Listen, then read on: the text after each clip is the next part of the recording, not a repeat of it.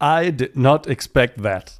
A few weeks ago, I invited you to ask me anything about Java, and my plan was to take a dozen or so questions to DevOps Belgium, have them answered by my dear colleagues in Oracle's Java Platform group, and put them into a neat little Inside Java newscast that comes out on October 19th.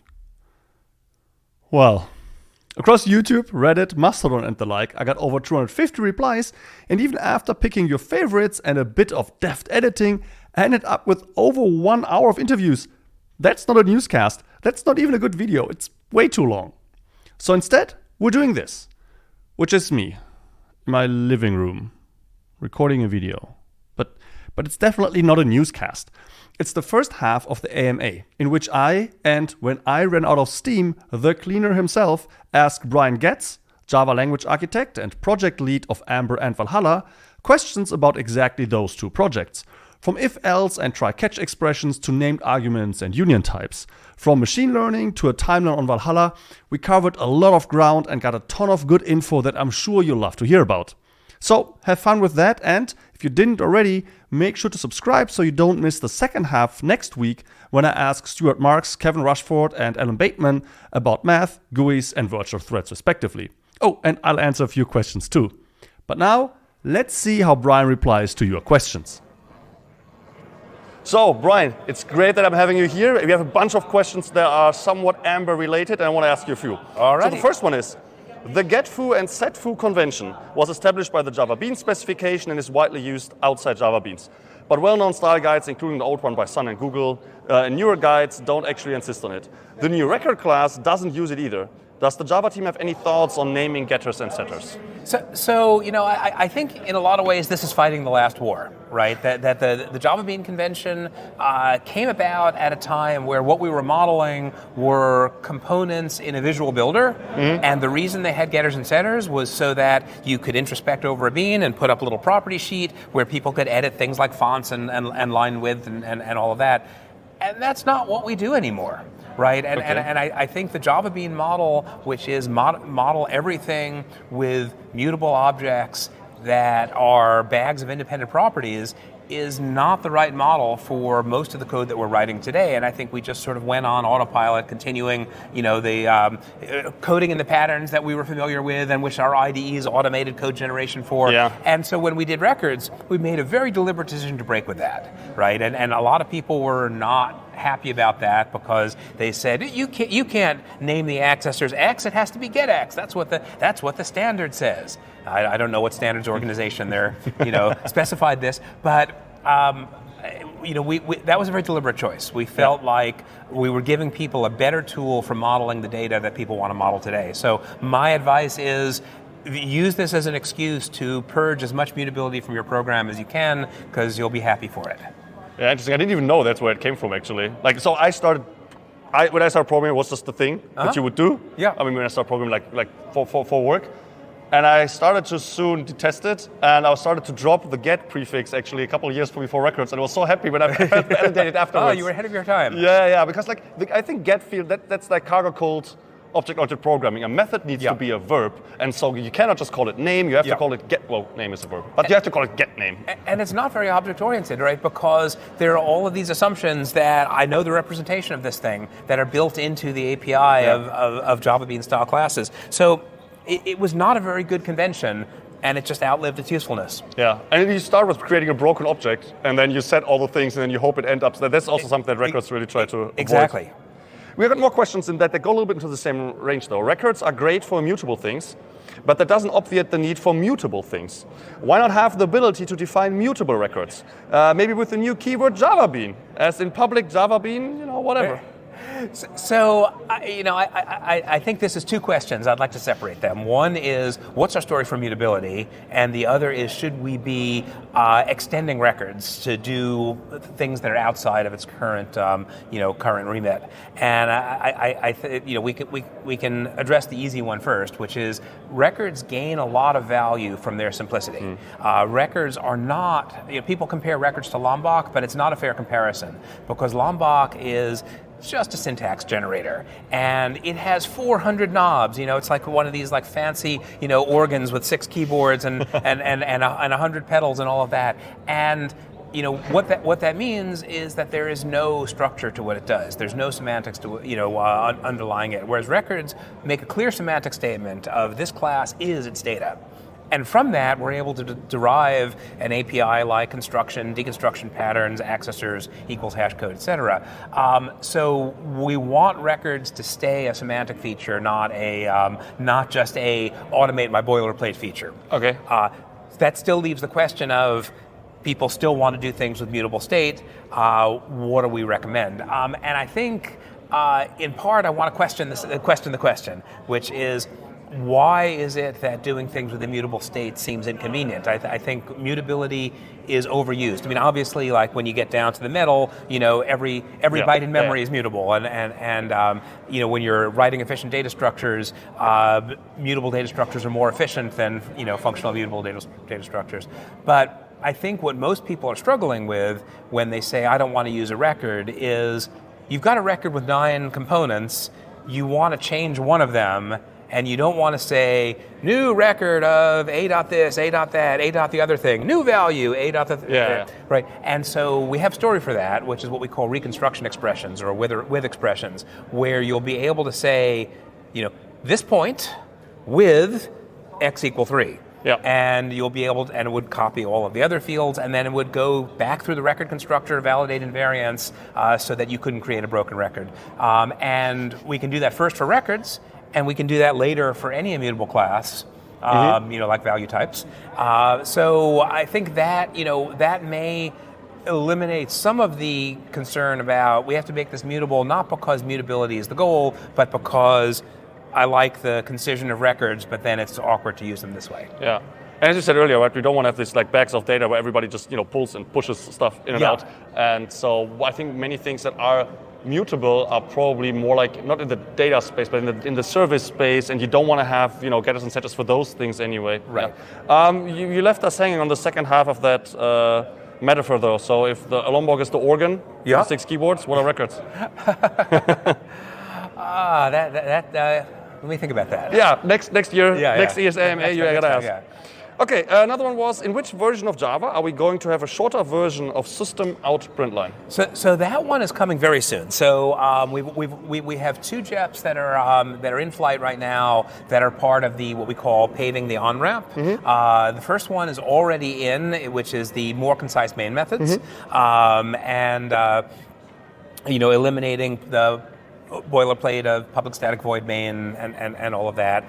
There's another piece of that, which is the libraries piece of that, which is which methods are we willing to sort of elevate as global static methods. There's a little bit of a debate over how many such methods there be and what should they be, but that discussion is happening, and it should complete fairly soon, and we'll see a JEP for that.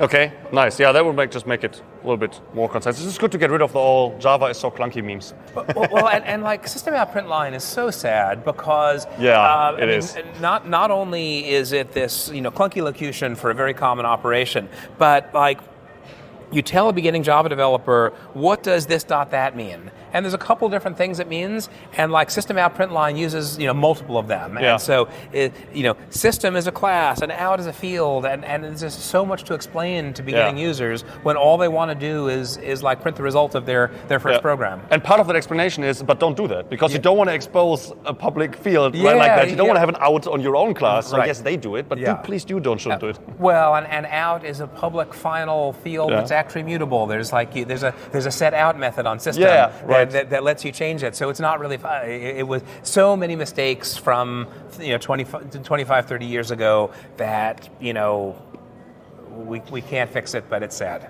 Yeah.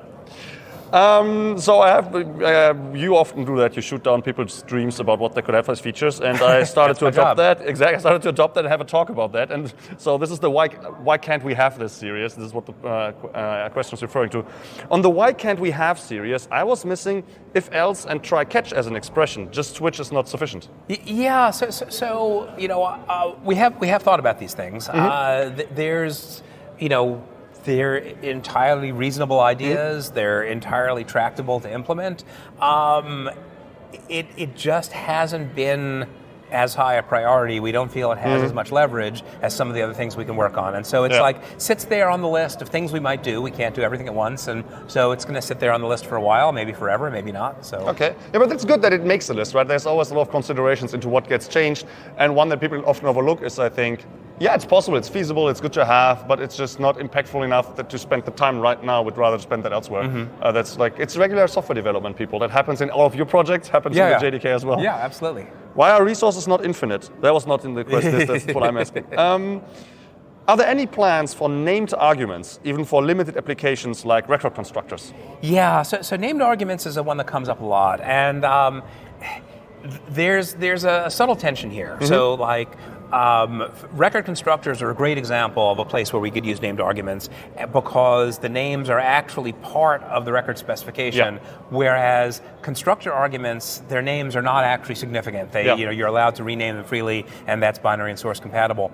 But records, the names are part of the API, and so we could do that. So why wouldn't we do that? One of the reasons why we might not do that is we want there to be a path for refactoring from records to classes. Because we saw this with enums, where enums are great, but it happens every so often that you write an enum that like you're starting to reach the limits of what I can do as an enum, and I have to refactor it to a class, and that's doable. It's sad, but it's doable. And the important thing is you want that refactoring to be compatible. You don't want to have to go change all the clients in this class because you had to do this internal refactoring. And with records, if like all these other client classes had invocations of new foo, a colon this, b colon that, now when you refactor from a record to a class, you break all that code. Yeah, true. I mean, it's something that probably an IDE could like do automatically, but it'll still be a big change, right? It's not just to change the local to that type. Every use side of that class, record class, would also need to change. And you couldn't do it in a public library at all, ever, right? Yeah, Without breaking exactly. your clients. Although in a public library, refactoring records is anyway, as you said, like, is there any sealed class is another example for things that are. People have to be aware that there are no more things that are actually backwards incompatible. Renaming records component is a breaking change. Yeah. So that also means you're never allowed to do that, right? Does the JDK API already expose records somewhere? So we don't, because we're very conservative about what we do. But I'm more worried about people who will put records in their libraries, not realizing this is a problem, and then end up breaking their clients. And so like the next question you might ask is like, okay, well, can we have this for classes as well? And here's where it gets more complicated, because now we have to invent a mechanism that says, most of the time parameter names don't mean anything, but for this class, really, I promise, I'll never change these, right? And the story doesn't end there, right? Because if we had that for records and for classes, the next question that someone asks is, gee, this constructor has 19 arguments, but 18 of them have good defaults. Can't I specify default arguments too? And like now we're starting to talk about things that are possible but very significant investments, right? So named invocation of record constructors, not actually that hard to do. Doing default values for method and constructor invocations starts to run into problems with overload selection and compatibility, because, let's pull on the string some more. Now I've given you a constructor that has 18 arguments and 17 of them have defaults. It will be impossible for you to not think, well, I have 18, it must be okay to add a 19th as long as there's a default. And now, unless we completely change the way we translate method invocations and do everything with invoke dynamic, which we could, now I've broken all of my clients. Right, because it's still changing the signature of the method. Exactly. And so in the bytecode would still say, call the constructor with the 18 arguments, which now doesn't exist anymore. Which no longer exists, And so this is a good example of like when people only have a view of the programming language from the source code perspective, they think, oh, well, it should be harmless to add a 19th parameter with a default. After all, I'm giving it a default. And they don't think about how does this translate into the class file? What are the compatibility expectations of people who are linking to this jar that I distributed 5 years ago? And that starts to become a significant feature. I could do it, but then I'd have to not do something else. And I don't think this is as valuable as some of the other things we can do. So not enough bang for the buck. Yeah, and it's also interesting, like this sequence of, well, the first step is kind of easy to have, but then you want to take the next, and they get progressively harder. It doesn't make sense to take the first step just because it's easy, Yes. and then end up in a potentially even more unsatisfying situation. Yeah. And so, you know, this is the, you know, like I was joking how my job is to say no to all of these things, right? You know, the reason I do is I have to think it through of like not just this question, but what's the next 10 questions, and does that lead us to a language we like or not? And if it doesn't lead us to a language we like, we can't take that first step. Yeah, good point. Any even potentially far off plans for union types? It would be super helpful for things like, and I'm going to put that on screen later, result of my type error A, and now like the vertical bar that you also see for exceptions, right? Yeah. Error B, in those kind of situations, exceptions tend to get unwieldy, and defining a sealed interface for that is a bit unergonomic. Maybe just like give us a little bit of a union type rundown for those people who, like me, have a very vague understanding of what that is. Yeah, so union type is a way of saying this type is either this or that. Mm-hmm. So number is integer or string, integer or float or double or what have you. And we have a form of union types in Java. They're called seal types. Yeah. But you know, you're not allowed to. Wait, are union types and sum types the same thing? So because I keep claiming seal types are sum types. Seal types are sum types, but they are nominal subtypes where the sum is declared at the declaration. Yes. What people would like to be able to do, and usually mean when they talk about I want union types, is to be able to say for this method the first parameter is integer or string. Okay. And not float. And so you know we don't have that. We have nominal sum types, you know, where the sum is declared at the declaration. Most of the time, you don't need that. The example that you're going to put up on the screen is, I think, specific to exceptions, where people, and in particular, they want to have variadic generics, where they can have a generic type parameter that ranges over the exceptions that can be thrown from a method. So they can say, you know, this method is generic and throws E, and then E can be either a union or a var args generic, or some way of specifying more than one type. And that's doable. Doing something in generics for limited unions is a lot easier than trying to plumb unions throughout the whole type system. Mm-hmm.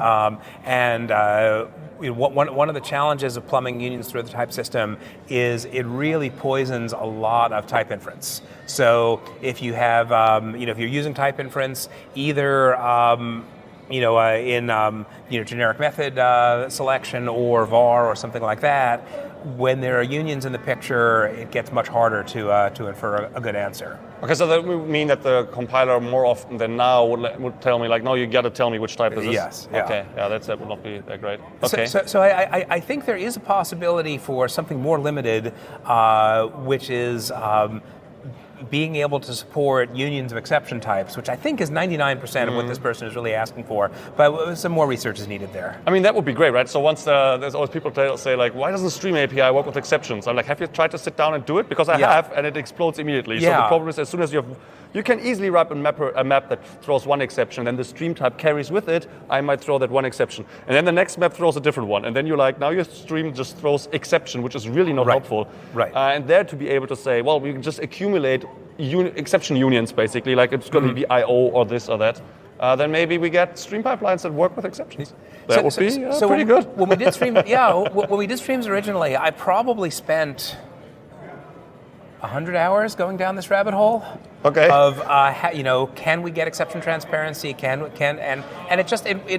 it was not practical. The annotation burden of doing it was just too high. Okay. We felt like it's something that we could do, but if we did it, then people wouldn't actually like programming in the resulting language. And so one of the other reasons we often say no is not it's a bad idea or we can't do it, but it's like, yeah, we could give you that, but you wouldn't be happy. Okay, another question that maybe goes down the same line, I'm not sure. Or maybe the answer is, are there any plans to support delegation in the language? Something like type by prop in Kotlin. I think this would give a great incentive to use composition over inheritance. Yes. That part understood. Composition over inheritance, I know that sounds good. Since you would suddenly save roughly the same amount of code. Can you explain first what this type by prop delegation is? Yeah. So first I'll quibble with the association there with Kotlin, because that's actually was in the so Sun used to have this thing called Bug Parade, which was also not just bugs but RFEs, and that was an RFE that went into the Java bug system like 10 years before, 15 years before Kotlin was even an idea. Is it still in JBS? Can we still track that down? You probably can track it down. So it's an old concept. And the concept is basically automating the wrapping of delegating methods to an underlying instance, right? So like we have these like unmodifiable wrappers where we delegate all of the non-mutative methods to an underlying object, and then we override the mutative methods to throw something. So. And like IDEs will generate the boilerplate for you, but then you have all the boilerplate in your code, and you'd like to be able to say that, I implement this interface.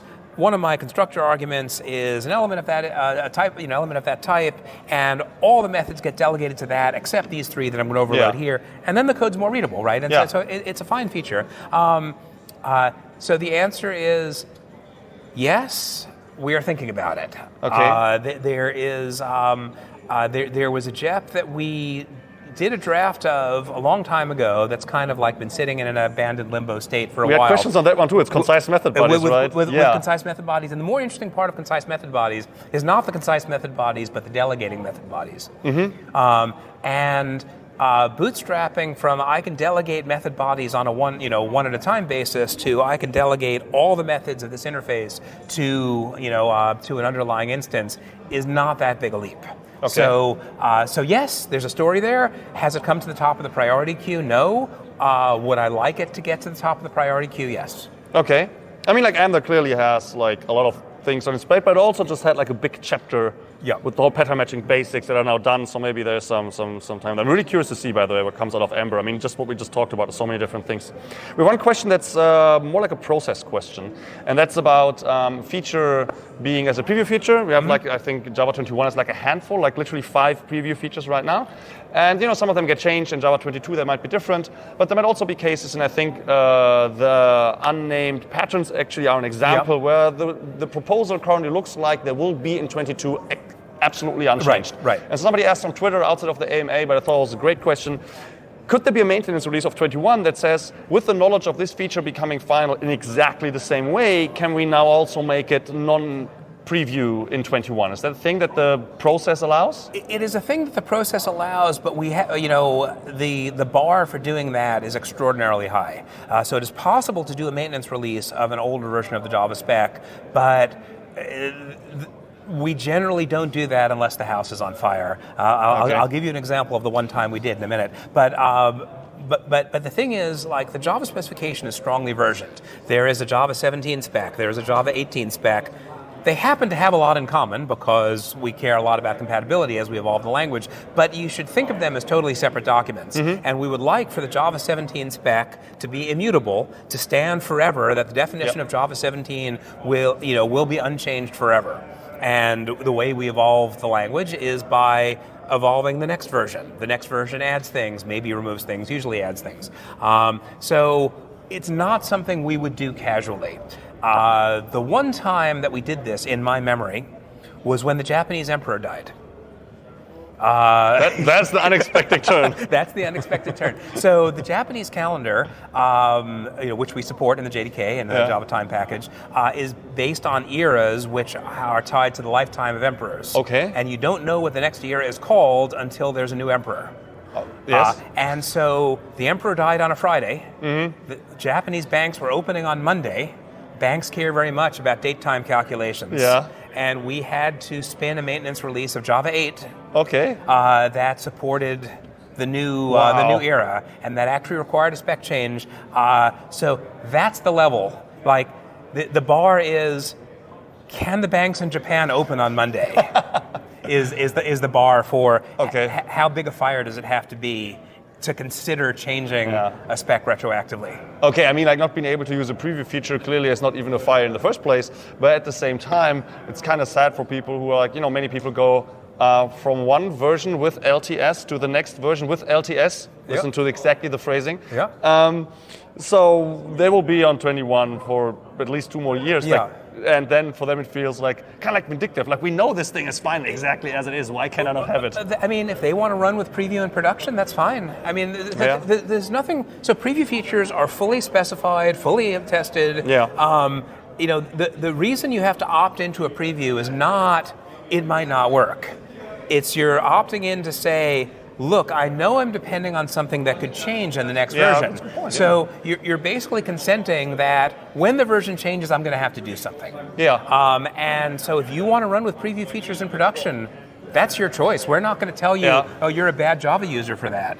Oh, that's a really good point. So I think that's a good reply. Just use the preview feature. Caveat, now the one person does this for the one feature that is stable in 22, and now the rest of the team uses the other 4 features that might still evolve because it's just the one flag. And that's the risk you take when using preview features in production. But there's nothing wrong with doing that if you want to do that. What about enable preview dash the feature? Enable X preview, enable Y preview. So we thought about that. That's mostly a short joke, actually. Yeah, we thought about that, and we concluded it just wasn't worth it because if we had 50 preview features per version, we might think of that. Yeah. But we have 1, 2, 3, 4. It's not. It's 5 now. Yeah. Okay. 2 APIs, 3 language features.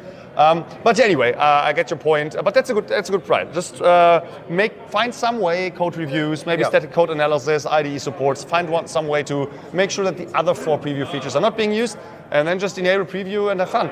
Although keep in mind that you cannot do that as a library. You can, but you shouldn't do it as a library because your clients need to also enable previews.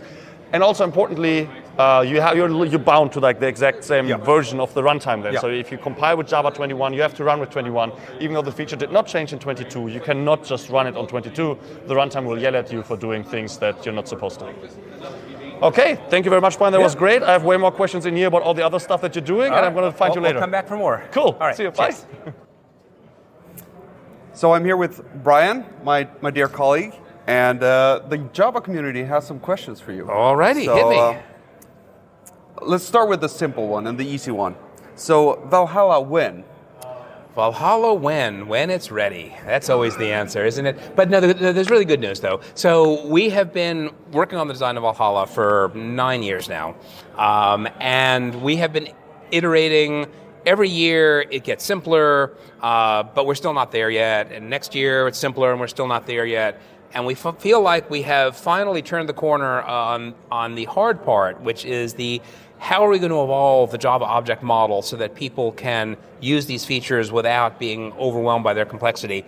And we feel like we're finally there now. And so we are now, I think, exiting the design spiral phase into the let's get something out the door phase. Cool. So you should see JEPs soon. In fact, I just saw a new draft of JEP 401, which is going to be the first installment of Valhalla.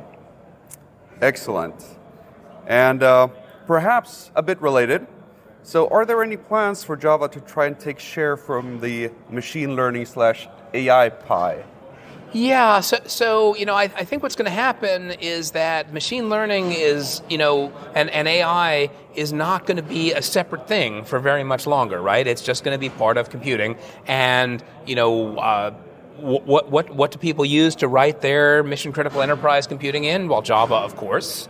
And do we want that to continue to be the case? Of course we do, right? And so, we expect that there is a significant role for Java in this story. I think not so much in the training of models and the experimentation and the data science side, but in the runtime inferencing side, and we've been working on a bunch of features over the last 5 to 10 years, like Panama, Valhalla, Vector API. These are sort of raising up the underpinnings of what you would be building machine learning libraries on. Yeah. So I'm noticing a theme here. How to attract more interest in Java for number crunching and scientific applications. So how do we know if the Java architects have any interest in targeting the scientific community? Yeah, so one of the many motivations for Valhalla was better numerics, right? So Java gives you 8 built-in primitive types, so you can use any numeric type you want as long as it's 8, 16, or 32-bit or 64-bit integer or single or double or float, right? And that's useful if that's your domain, but if you want efficient complex numbers, if you want half floats, if you want 128-bit ints or unsigned ints or what have you, you're kind of fall off this performance cliff and could imagine that Java doesn't care about your plight, and of course we care about this plight, and so this is one of the many goals of Project Valhalla, is to allow people to build their own numeric types and have them have the same runtime behavior as the built-in numeric types. Cool.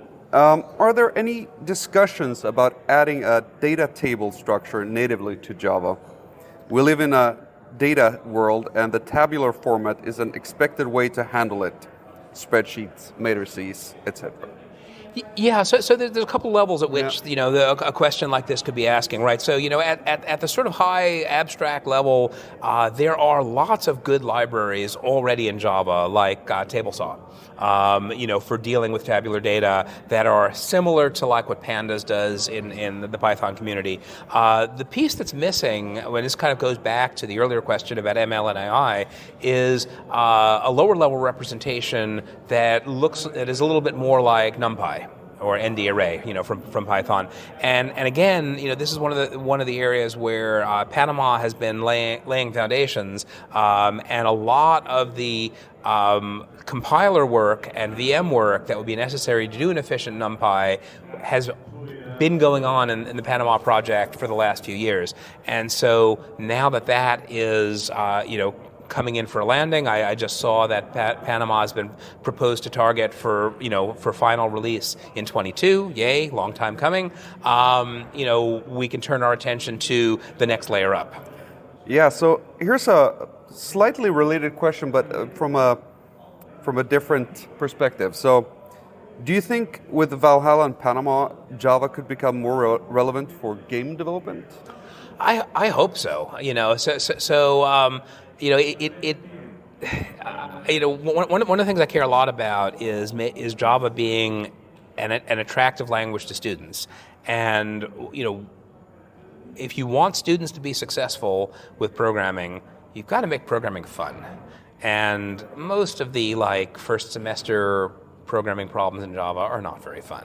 Writing games is fun. Writing mobile apps is fun, and so I think it's important to have that experience, if only for the being able to do something fun in the early part of your education. But of course it's useful for way more than that. So yes, absolutely, I would love to see that. Yeah. And I guess it's also a pretty broad domain. Yeah. Because you have back-end stuff with sort of massively multiplayer games, and you have games that are less heavy on the 3D side, and it's a very broad domain in and of itself. Yeah, and it's part of computing, and Java should be good at it. Yeah. So those are the questions that I had for you today. All right. So thank you for sitting down with me and answering these questions from the Java community. Yeah, thanks. This is fun. And that was that. I hope you learned something new. If you did, leave a like so more Java developers get to see this video. And if you can't get enough of Brian, check out his DevOps keynote, and don't forget to subscribe so you don't miss the second half of this AMA. So long!